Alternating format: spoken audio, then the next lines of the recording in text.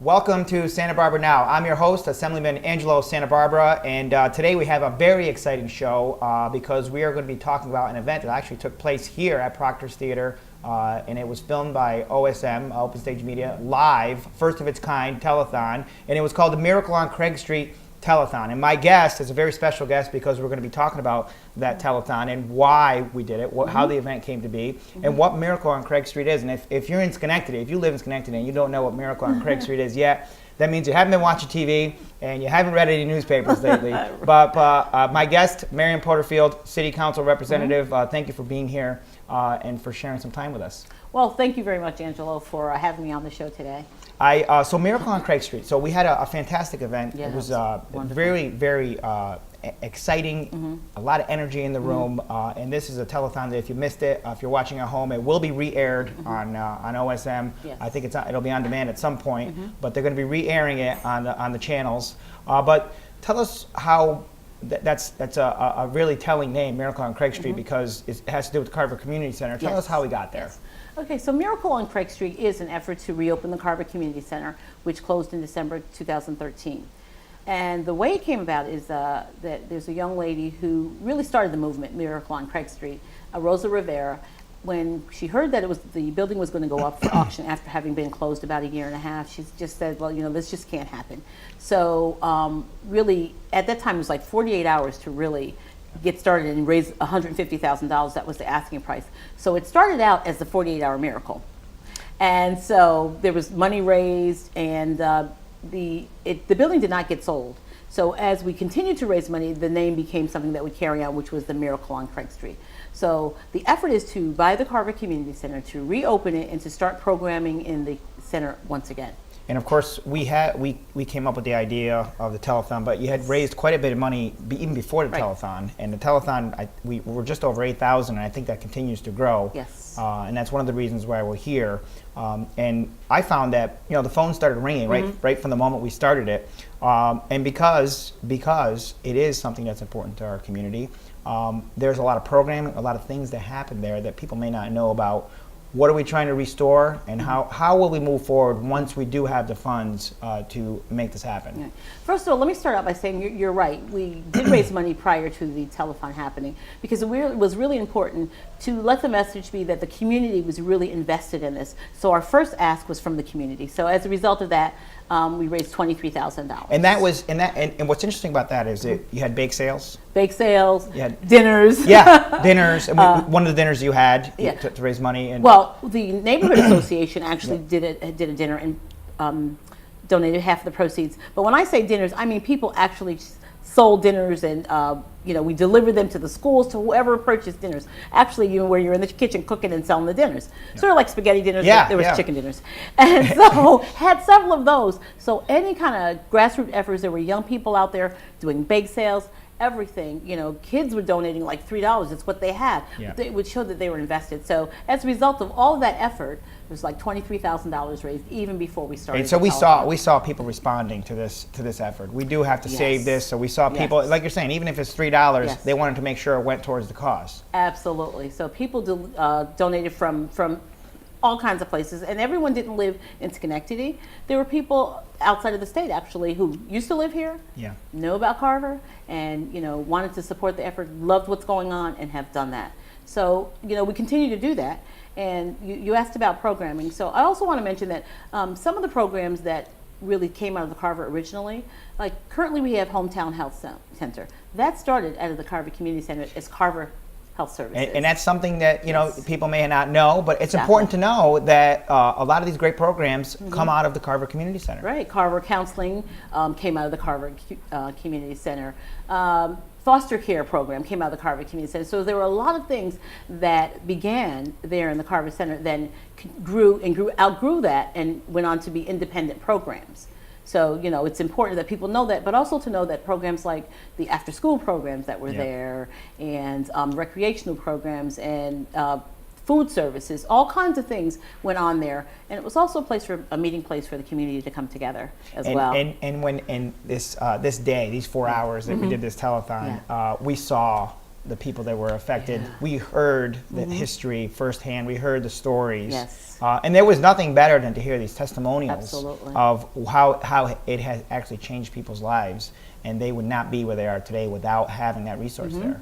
Right. And I think that speaks to, and if you haven't seen the telethon and it does re-air, you should. Those stories, certainly there was musical performances and talents, but the stories, the real stories, I think were what made it. And at the end of the day, when we saw that our tally had reached 8,000, that really says it all. It does. It really says a lot. And you're right, 8,000 is what we knew at the end of the telethon. But we got phone calls like the next day, and people were sending emails, and where do I write my check to? So we know that the 8,000 is going to grow a little bit. And it's funny that you said it, because we had finally cleaned up, we were done, and we had said our goodbyes. I got in the car.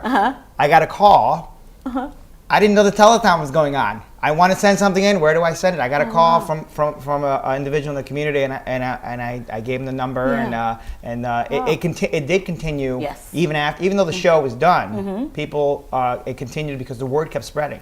Exactly, and it was really, so let me just say thank you, because I know that was your idea. We just, Oh, well, it was a group effort. Nothing can be done alone. You know that. Right. It takes a lot of people, and it was a group effort, but it was your idea. And with that thanks, we do have to thank that. What we saw on TV was a small portion of it. There was so much going on behind the scenes. There was so much behind the scenes. And that's what it is with anything. It's like the people who are in the background kind of lifting it up and holding it up, making sure that all things go right. So, really a big shout out, first of all, to OSM, because the technical part of doing that show, it was like 4 hours of moving parts. And and we're gonna have Zeb Schmidt come on after the break to talk about that, because this really shows the Schenectady community what it has become. And when we want to accomplish a goal, we can do it. And the resources that we have fought to have here over the years now are available to everybody, and they're available to reach goals like this. Yeah, and people came together. I mean, people from various parts of the city, all over the city, just everywhere to come to make this happen. So it was really good to see people pull together and just, work together in that 4 hour period, how things moved around, and then I don't know how it looked actually from people watching television. But that's funny. I didn't get to see it because we were in it. Right. We didn't get to see it. But I really have had positive feedback. People said, "Oh, that was great. It was wonderful. It was, quite an undertaking, but you guys really did a fabulous job, especially since it was the first of its kind." Yeah, it was the first of its kind, and that is the amazing part that I don't want to get lost in this, because we really do have phenomenal, amazing public access here, as we do of many resources. And this is just one, but I think we have reached new levels now. And you're right, the participation. We had the flavors of Schenectady, which is beyond the city. That's right. In the town of Rotterdam and beyond, and all the towns, people donating food and making sure that people can come and watch it live and be comfortable, and encourage them to participate in this. Absolutely, and the food was delicious. It was delicious. Thank you to them, and of course our first, even before the telethon started, MVP was right there to make that first donation to kick it off. So special thanks to them. Yeah, we really appreciate MVP stepping up and just saying that how could they not be a part of it, and coming and bringing that donation. And thanks to Proctor's. To be able to hold it right here in downtown Schenectady. There's just so much going on in downtown Schenectady, so it was just really awesome and exciting to be just have it right here in the heart of the city. It just really speaks volumes. And there was kids, families. Yeah. It was just a special community moment. It was. But the important thing is the telethon ended, but the effort still continues, right? The effort still continues, because the goal is obviously to purchase the building, so we'll continue to fundraise. There is a plan in place, what the type of programming that's going to be in there, and obviously a lot of it's with input from the community, what they'd like to see in there. So there's a plan in place. We continue to raise funds so we can open the building and also have money to do the basics. You got to pay those fixed costs, and you also need to have staff. You need to be able to do programming, so that we continue to fundraise to make sure that those things we're able to do that when the building does open, because that's certainly our intent. And you're the Miracle on Craig Street team, the whole team.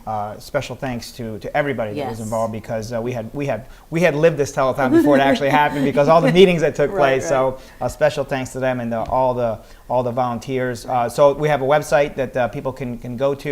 Yes. And that website, we have that's www.youcaring.com/Schenectady. Schenectady Cares. And is that the best way for people to reach, or is that the best way for people to make donations? That's probably the best way. You can just go online and make that donation, or if they want, they can mail a check. It can be made out to Revolution Studios, and that's P.O. Box 4106, Schenectady, New York 12303. And we will flash that up on the screen here at some point, and hopefully people watching can either watch the telethon again, re-air, or if they watch this show, they know that the effort still continues as we move forward here. Absolutely. And if folks have have questions, they want to know more about the Miracle on Craig Street, you can always send an email to Miracle on Craig Street, Yep. spelled out, Yes. at gmail.com. Now, I know we had the hashtag Save Carver and hashtag Miracle on Craig Street, so if you go on Twitter, you can pull those up very easily and get all the posts that were done. There was a lot of live tweeting going on that day. Yeah. But also on Facebook, right? Yes. We're on Miracle on Craig Miracle Street on Craig page. Street page on Facebook, absolutely. And so on Facebook is another great way to see the photos from the telethon, to catch up. That there's plenty of posts I know on my own page and on your page of that number and ways to donate, all the follow-up that happens. So if you're on social media, you'll be able to find Miracle on Craig Street. Yes. You can call. There's a website we're going to be putting up. We're going to take a short break. We're going to talk to Zeb Schmidt, who is the station manager here. We're going to talk about how this actually happened, and it's the first of its kind in this area that we know of. Yes. We're going to hear a little more about the behind the scenes and what happened. So stick with us after the break. The Autism Society of the Greater Capital Region has been a great resource, a great tool. If you look at their mission, it's exactly what it has provided for my family. It's a resource, it's a tool, it provides an avenue to advocate for autism awareness. When families have questions, they do the best to provide those answers. We're happy to be a part of this organization, and the Autism Society of the Greater Capital Region has been there for us, and they will continue to be there for families. Hi, I'm Angelo Santabarbara. I'm the first in my family to be born in this country. The first to get an education. The first to serve in our nation's military.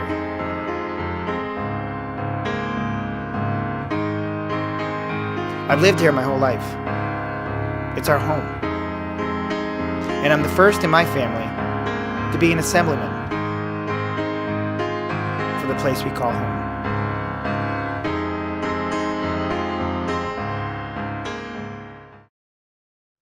Welcome back to Santabarbara Now. Thanks for staying with us here. We've been talking about Miracle on Craig Street and a phenomenal telethon that we were able to do live here from OSM at Proctor's Theater. Marion Porterfield has filled us in on all the wonderful things that we are working to save with the Carver Community Center. Thank you, Marion, for sharing that with us. Thank you for being part of this telethon. It's my pleasure. And thank you to all the volunteers and all our donors, Yes, right? Because all those behind the scenes volunteers that were making this happen really, really deserve a lot of credit. The Miracle on Craig Street team and so many other donors that called in. And we saw donations from all amounts, $25, $20, and they poured in to reach our final tally that night of just over $8,000. Right. So that's fantastic. And speaking of behind the scenes, Zeb Schmidt, the station manager here at OSM, has joined us. Welcome, Zeb. Happy to be here. Yeah. So this telethon, when we brought it to you, we weren't sure that we could do it. We were asking, but we immediately embraced it. I knew we could do it. We're always looking to do something live. It's always fun. I mean, when you say live TV, I just watched last night, unrelated, the Wiz on NBC. Yeah. It was live. I know. Yeah, I saw that. But live TV is always fun. It's always people like to tune into it, and then it's to help a good cause. So it's like, of course, we're going to do this. And you know, I don't the technical pieces behind it. I saw people running around, grabbing microphones, replacing wires. It's controlled chaos, is what I call it. And it seemed like a lot was happening. A lot was happening. It started in the morning when we did our press conference. Right. I didn't know I was going to be in that, so I was surprised there.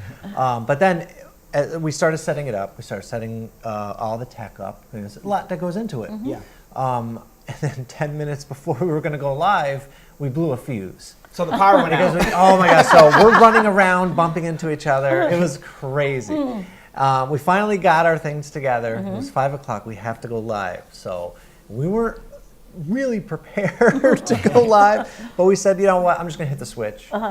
and just let it be, because you know, at least people Yeah. can tune in and see. Oh wow, they're still prepping. I want to, you know, I'm watching. Yeah. You know, Now, Marion just said, you know, somebody watched it and said, yeah, I saw the screen and Yeah. there was things still going Yeah, on. yeah, Nobody was on the exactly. stage. Right. And I think this is what happened. You went live at 5 went live, as yeah. promised. Well, that's Right. what happens when you do live TV. exactly. It's live. Yeah, yeah. so people saw it. We're getting set up still. Yeah. And Yep. we're still putting things up on the stage. Yeah, and then we, you know, I would say the first half an hour, we're a little rough. I mean, we're still getting our bearings, getting all the mics together. We're doing everything, but after that, I think it went well. I think the musical acts were great. Everyone was awesome. Angela, you were amazing. I was getting texts from people like, "Wow, he's really good."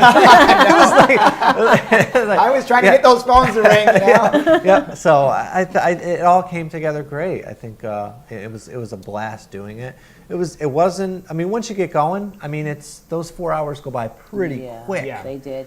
You know. We had, and the other thing that people may not know is that we switched out a few acts. Oh, yeah. Because some people either were, you know, the timing was not exactly as we planned, or maybe there was a spot they didn't get filled, and we Right. had someone new come in. So that Yeah. was happening Yeah. with your stage managers. Yeah. Yeah. Yeah. And without Yeah. flawlessly, I might add. Yeah, And yeah. the next act was up there. Yep. I mean, I got like Jamaica whispering in my ear. I had Steven Yeah. whispering in my ear. Right, so this is what we're gonna do. And it was just like always like it was crazy. But, Right, right. And the two people that he mentioned, Jamaica and Stephen, were actually, that's really not what they do for a living, stage management. Oh, they right. were They were awesome. They They were were awesome. managing it that night. It was just like fluid motion. And Yep. I never saw them break a sweat, even though No. I'm like, well, No. this.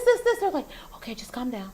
You know, we'll do this part. You just do your part. I'm like, okay. And there was a Yeah. few moments of panic, but I think it went off pretty well, though. Yes. And a couple of times we went off the stage, which I think is important because we did want the community to see what was Right. happening here. Yeah. And that's the whole point of live TV is if you can't make it, the TV brings you here. That's Right, right. Yeah. And a couple of behind the scenes things were sometimes the way we connected with the live stream, it went down a couple times, and people were really quick to alert. You know, me Yeah. saying, listen, I have someone calling. So I had to run upstairs, I had to reset some things. It wasn't down for very Yeah. long, but it did go down a couple times. So I had to sit one of my volunteers up there in the studio. After I heard that, I was like, okay, you need to be here to check on it. And of course, it went off without a hitch after that. Oh. After I sat him there and said, you make sure this is, if you hit this button, if it goes down, because to go never right went back down up, again, right? it never went down again, of course. So. But he got to watch the whole show. Exactly. He was doing camera for the first half, but I had him sit up there once I Okay. heard that. So we basically live streamed it. Basically, we streamed it to the web and then picked up that feed on our server. So because we don't have a dedicated live feed ran in the building, so we had to do it over the internet. Okay. But But you figured out it how to- worked. Yeah, exactly. It exactly. worked. Exactly. It worked. So now people can still. It's not on demand just yet, right? So, I just uploaded it today. Okay. So what happened was I had to reroute the number because I wanted to keep that number in case people still want to call. And then I don't want to. I would have to erase the number from the video and do all Yeah. that. I just let's keep the number. So you still can donate at that number. It's Okay. going to direct you to another number, but that number still so the is still 881 live. 4500 Yep. still works. It'll take you to a voicemail to say how you can donate and how you can give to Okay. the cause. Excellent. So And the hopefully number we- is still live. So I'm going to re-air the telethon in its entirety. Why not? And people can still call that number when they see It's it. going to be even better the second time. Well, we'll get to actually watch it. Yeah, we get to watch it. Yeah. And it is, and that's really an interesting point because we didn't get to see it. Yeah. Because we were just in the middle of it all, and we didn't get to see the finished product. It'd be nice to. And a couple times I went over to your operating station. Yeah. And you saw the numbers, and I was like, wow, that's what it looks like. It looks great. So it was really really exciting the whole day. So having completed this project now, do you see this as something that might happen more often? Oh, I'd love to. I'd love to. I think it's something. I mean, we learned a lot of things. I think it's something we can do. Next time we do it even better. We have a little bit. I mean, I enjoyed it. I think it's definitely something we can do again. And as I'm out in the community, I'm hearing about it. So I think that the viewership, and I don't know if there's any way to find out, was up. People were watching. People were Yeah. calling. That's People the were way- calling, right? Yeah. I mean, people were watching. We know that because they called in, and we also know that they called in to tell us it was down. Exactly. So we know they're watching. Yeah. They were like, "Wait!" Basically, to me, the message was, "I'm missing something." Get it back up. I want my TV back Yeah, up. yeah, exactly. Yeah. And you put it out on Facebook, and we get a lot of comments, and people say, "Yeah, we watch it." And so, people were watching, which is great. And we raised some money, so we know people are watching. People are paying attention. That's right. And So it's good to know that the number's still working. If people, if it airs again, people can still call the number. They will find the right spot, but also the website is the best way to call in. And these efforts are going to continue. And just circling back to the Carver Community Center, let's talk a little bit more about that side of it. The donations that people send in now are all going towards the same common goal. Absolutely. The donations will continue to go towards the common goal because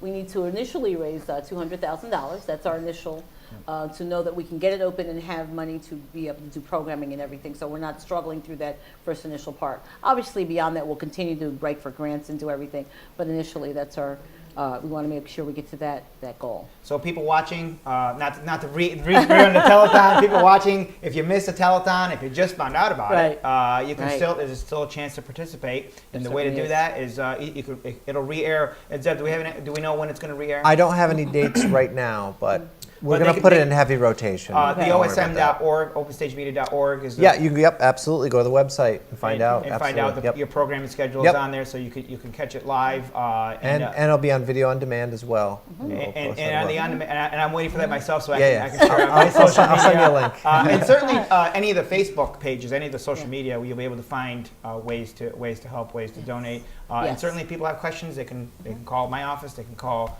down here. They can call you, Marion. And, I do want to just say, I just want to say, please give a huge thank you to the staff and volunteers from the technical end, as well as everybody else. Brendan, who you kick butt, to Prince, to Jake, to Trevor, all the people that pitched in and stayed the whole way. It was awesome. It really was. It was a great thing that people would just come together and just do this. You're right, and that's what really community is about. But to see people just like come to around this effort, everybody just put their time in, volunteer. No one got paid to do this. It was all a volunteer effort, so that was outstanding. And you're right, the technical folks, behind the camera, because we were trying. Like you said, things were moving. It was kind of fluid, but they just kept it looking really flawless, I thought. Yeah, trying to make you guys look good. Exactly. Well, they made it happen. Thank you. And how was the volunteers, the staff? Were they excited they about were this? awesome. Everybody was kind of excited to make it happen. Absolutely, Something new. Just to be a part of something like that, is special. Well, it's important to note, of course, that it was on Giving Tuesday. We joined people from all over the world on that day to give back, and certainly Schenectady did its part with giving back and reaching that $8,000 mark.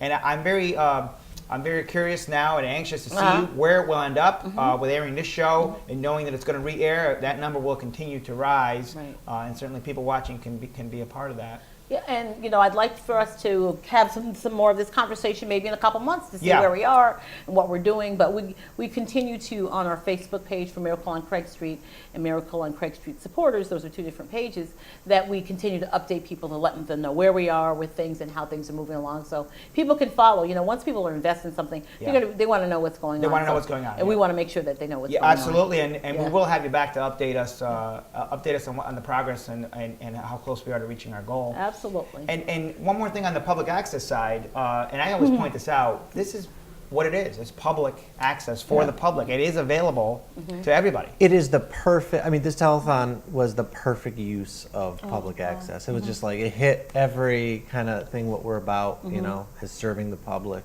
So it was perfect. I loved it. And people watching the show, and I always say, we do these shows, we put out information, and now we've done a live telethon, but people watching, you can take part in this. You can be a part of it because it is for everybody. That's why it's here. Exactly. That's why we work so hard to bring it here to Schenectady. And I really do believe we have one of the best public access networks. We do. And Zeb's going to say that we actually do. I'm a part of a Northeast board and a New York chapter board for the Alliance for Community Media. And so I see a lot of different access centers.